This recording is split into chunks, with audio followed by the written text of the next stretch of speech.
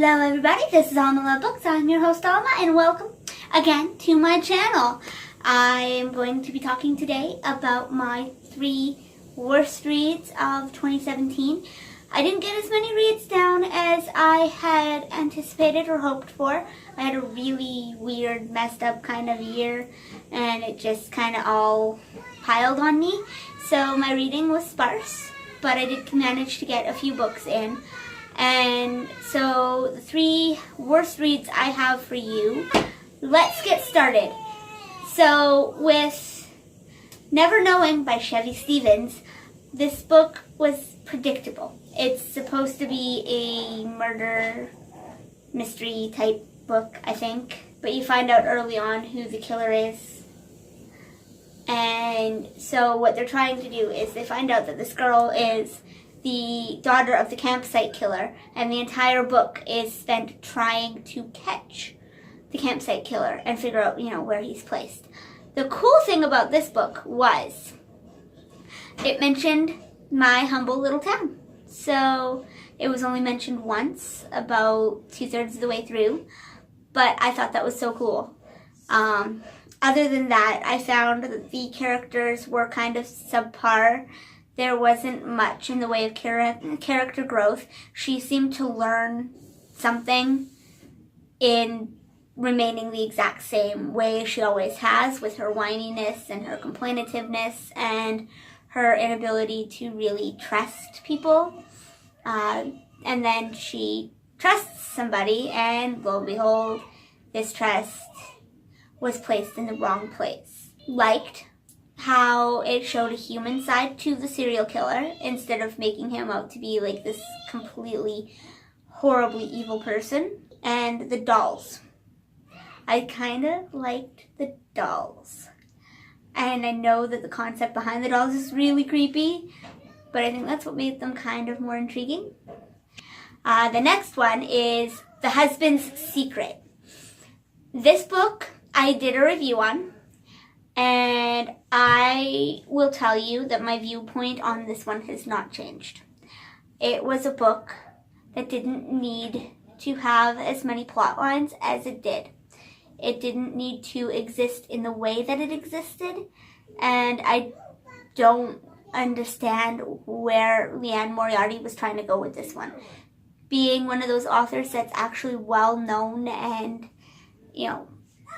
decent for her genre, you have a level of expectation, and this one did not meet it.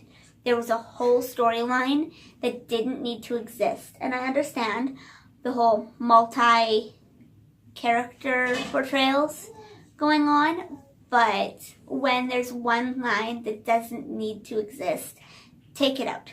It is fodder. It does not need to exist. This book was prepubescent in its portrayals, and it needed to grow up a whole hell of a lot before it actually got printed. There was definitely more editing that could have happened. There was more character development that could have happened. I liked the end and how it showed that if one choice had been made different by each of these characters, a different life would have awaited them completely. I definitely would not pick up this one again because, like I said, it was prepubescent in its portrayals, and it needed to do some growing up. The last one. This one, I will admit, I DNF'd. I don't DNF a book easily. I go through a lot of, but what's actually going to happen type emotions when I go to DNF a book.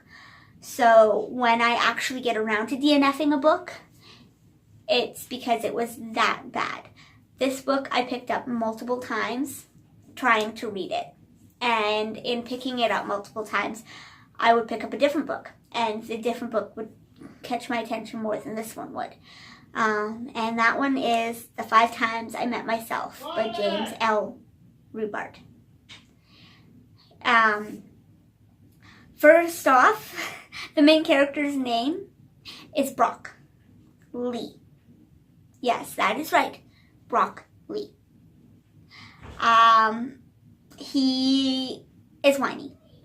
He is self-deprecating to the point of, oh my God, just stop already.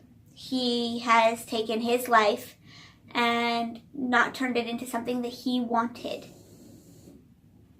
and dragged his wife down with him, and then got upset when she decided to finally take a path of her own and finally move on from the lifestyle that he had given her to work with. And he finds out a way to go back in time and change and make choices. And in doing so, he messes everything up exponentially. He changes it completely on himself. And it had a very It's a Wonderful Life type feel in the it's been there, done that type thing. I did not like the character portrayal. I did not empathize with Carissa at all. And I definitely did not like Brock. The saving grace of this book was the bartender. I really liked the bartender. He wasn't overzealous in his portrayals, and he was always there to talk sense into the main character. He was definitely a voice of reason. If it hadn't have been for the bartender, I probably would not have held on as long as I did. In fact, it was the bartender who gave Brock the book. Well, that is it for my top 3 worst reads of the year. Thank you for joining me, and please leave a comment, hit subscribe, let me know what you think.